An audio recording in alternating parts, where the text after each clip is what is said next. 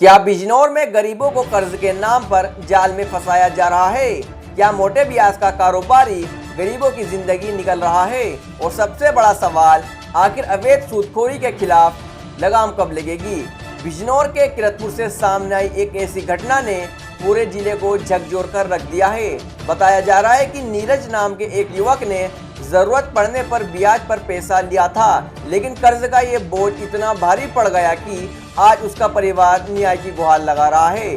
परिजनों का आरोप है कि रुपए वापस न करने को लेकर विवाद बढ़ा और युवक को कथित तौर पर एक कमरे में बंद करके उसके साथ मारपीट की गई।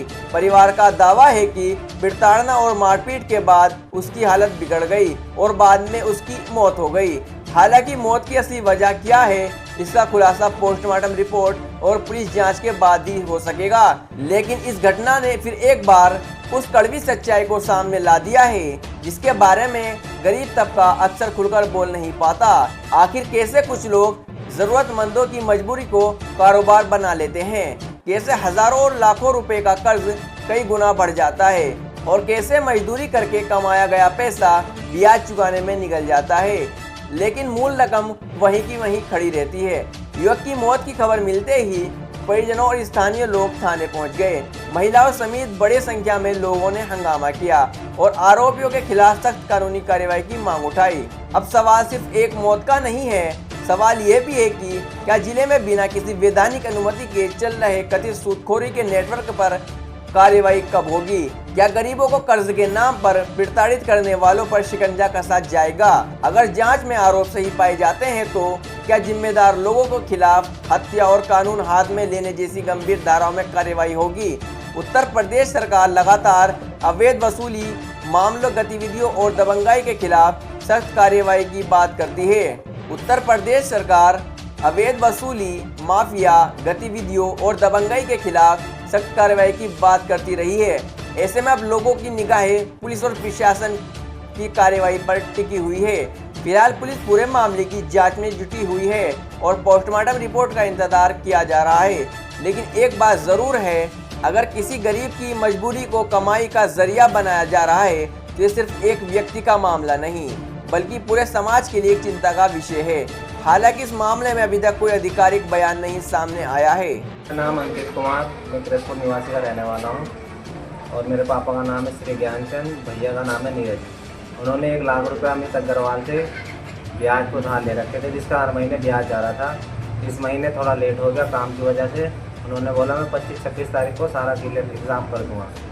अमित अग्रवाल 15 तारीख सुबह 5 बजे आए, 5:30 बजे घर पे, और भैया को ले गए और उसके वहाँ से आए फिर वो 7:30 बजे के लगभग लेके अमित अग्रवाल गए थे घर से, और घर पे पंकज पाल छोड़ने गए हैं। हालांकि 14 तारीख में 7-8 बजे के लगभग शाम को मेरे पास भी धमकी आई थी कि वो पैसे नहीं देगा तो मैं घर पे आऊँगा और मारपीट करूँगा जो भी मुझे मिलेगा। किसकी धमकी आई थी? अमित अग्रवाल की। फिर क्या हुआ? उनकी धमकी आई, मैंने कहा भैया मैं भैया से बोल दूँगा, तो उन्होंने मुझे धमकी दी कि मैं घर पर आऊँगा आधे 1 घंटे में और जो भी मुझे मिलेगा मैं मारपीट करूँगा, गाली गलौज करूँगा।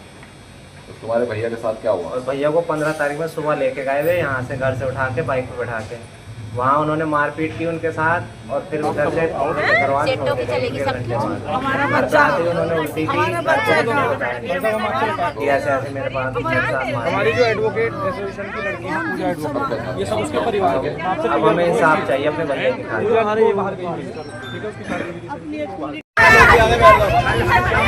बोलो बोलो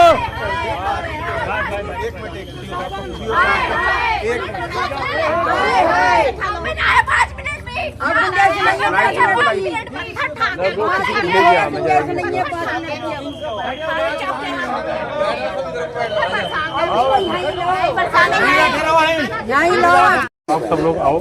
सेटों की चलेगी सबकी। हमारा बच्चा हमारी जो एडवोकेट एसोसिएशन की लड़की है पूजा एडवोकेट, ये सब उसके परिवार के हैं। मैं आपसे क्लियर करूँ एक चीज है, पूजा ये बाहर गई है, ठीक है, उसकी शादी हुई थी। तो एक मिनट दीदी, 1 मिनट। तो हमारा कहना मतलब है, किसी परिवार ने अपना लाल खो दिया तो उस परिवार को एटलीस्ट इंसाफ मिले। अब ये नहीं देखो, अभी ऐसा नहीं होना चाहिए दरोगा जी, बिट्टू एक बार बात कर लियो। हाँ, ऐसा नहीं होना चाहिए कि हम एविडेंसेस भी प्रोवाइड करा रहे हैं आपको। भाई 14 तारीख को उसने फ़ोन करा,